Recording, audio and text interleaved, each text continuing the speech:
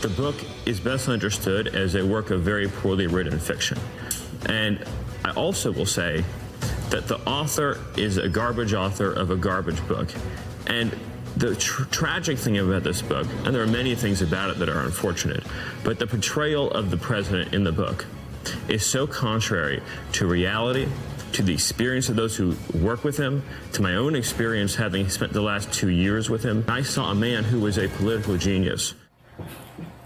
Trump aide Stephen Miller on CNN's State of the Union with Jake Tapper this morning, performing for an audience of one. Back with me are Jonathan Capehart, E.J. Dion, Michelle Bernard, and Dana Milbank. Okay, so let's play a little bit of this interview that is rocketing around the Twitters. People are really talking about it. So let's listen to, this is cut 3 from my producers, a little bit of the Stephen Miller, Jake Tapper experience. Self-made billionaire who revolutionized reality TV and who has changed the course of our politics. He's watching and he's happy that you said that. But Jake, you can be condescending. I'm not being condescending. I'm trying to get to the point that Steve Bannon. You can be condescending. That was a snide remark. You're sure he's watching and he's happy. Let me tell you something. Why is your that network? You can be as condescending as you want. It's part of your MO. But listen, you can have 24/7. I have no idea why you're attacking me. Well, I'll explain to you. My point is. Okay, so he was watching, Dana, he was watching because Trump tweeted at that interview, Jake Tapper of fake news CNN just got destroyed in his interview with Stephen Miller of the Trump administration. Watch the hatred and unfairness of this CNN flunk. He got destroyed. That sounds like a regular Twitter troll. Isn't it great how the more they deny the book, their antics confirm everything in the book? And one of my favorite things denied by Katie Walsh, the former deputy chief of staff, was like, it's like trying to figure out what a child wants. Does he want the ice cream cone? Does he want the cookie? And what he wanted this morning was in his id for Stephen Miller to go out there and do exactly what he just did, even if it makes the whole situation worse, because it just felt good for him in this moment, and he's not thinking about what's happening tomorrow or 5 minutes from now. I want this now. Yeah, he's like a toddler. It's like managing a child. All right, let's listen to another bite from it. Here's one more Stephen Miller. This is 25th Amendment kind of stuff. This is, I mean, did anybody say that in the West Wing to you? All the time. 25th Amendment. They would bring up the 25th Amendment? Yes, actually, they would say, we're not sort of in the mid-period. We're not at a 25th. Okay, that's not Stephen Miller. That's Michael Wolff. We're going to now play Stephen Miller. Michael Wolff's good, too, though. You got a lawsuit on your hands. We would be going down, landing in dissent. There'd be a breaking news development.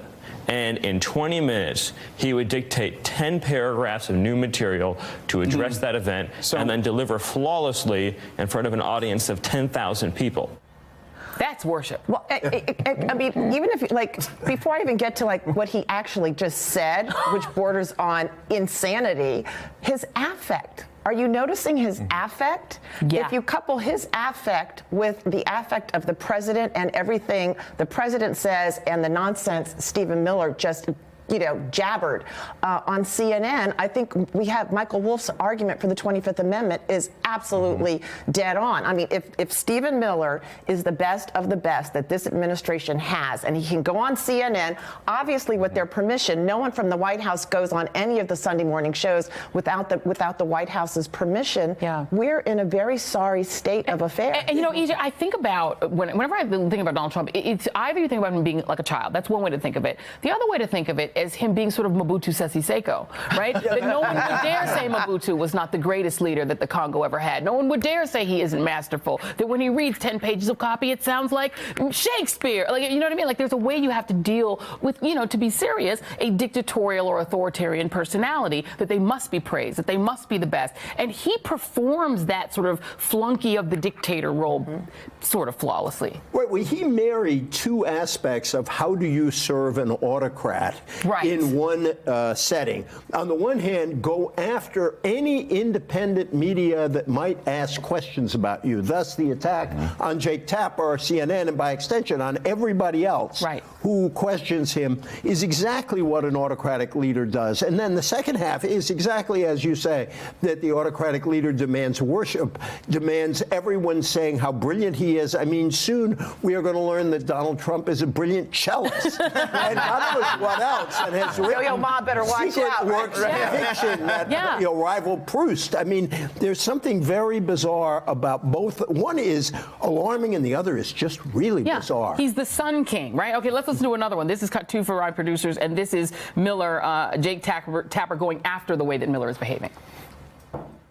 There's one viewer that you care about right now, and you're being obsequious, you're being a factotum in order to please him, okay? And I think I've wasted enough of my viewers' time. You know who I Thank you, care Stephen. about? As Republicans, lawmakers call for Attorney General Jeff Sessions to resign. Jonathan, he said you were being obsequious and you were done. Done. Good for Jake for doing that. And, you know, to EJ's point, this sort of worship of President Trump, this whole audience of one. Stephen Miller, people from the administration go on television, and they're not talking to the American people. They're not saying things to bolster the democracy, to defend the administration in terms of what it is trying to do in terms of pushing or advancing American ideals at home or abroad. They are talking to the president because they know the president is listening. You read the tweet that the president tweeted out because it was proof. The president was watching Stephen Miller. Think about that. I mean, you have the authoritarian aspects of this, but you've got people and you've got a president who desperately needs praise, needs to be validated by the people who work for him, and all the while, the American people, from journalists, God bless us, for standing up to that kind of treatment from someone in the administration, and other people who are watching and thinking, what is going on with the White House, with the administration? I bet you he has a guillotine in the West Wing, and that's why they're performing like that. But that doesn't explain why everybody in the Congress, the Republicans, look at those clips from Camp David.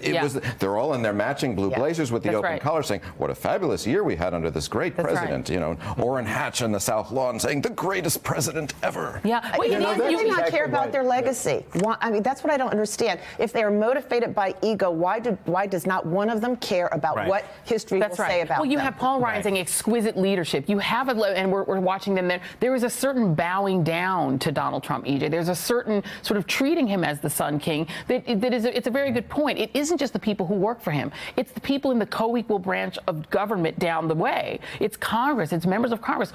Can you explain it? Is there anything that you've seen before in Washington? Well, we've never seen anything like Trump before, so none of this makes any sense. But I think the Republicans on the one side, as you said and others have said earlier, they made a policy bet. He is doing all this deregulation, wrecking regulations to protect workers, the environment, civil rights. That's all traditional Republican stuff. They love that. They support that. They want that to continue. They got the tax cut out of it, which is what they always want. And then some of them are going to personally benefit from financially. Right, well, a lot of them will. And then on the other side, there is still this fear that Trump's base is shrinking, and there's a lot of evidence of that in the polls. But within the Republican Party, he still has a substantial majority of Republicans. A lot of these folks have reason to fear a Republican primary, not necessarily from the Bannonites, but from people who support Trump if they go after Trump. So people like Charlie Dent have left. People like Jeff Flake have left. People like Corker have left because they don't want to face that primary. And I think what we found out, there are no Bannonites. Bannon thought there were Bannonites. But they're all Trumpists. And to EJ's point, the question that comes to mind listening to EJ is, where are the statesmen? There are none.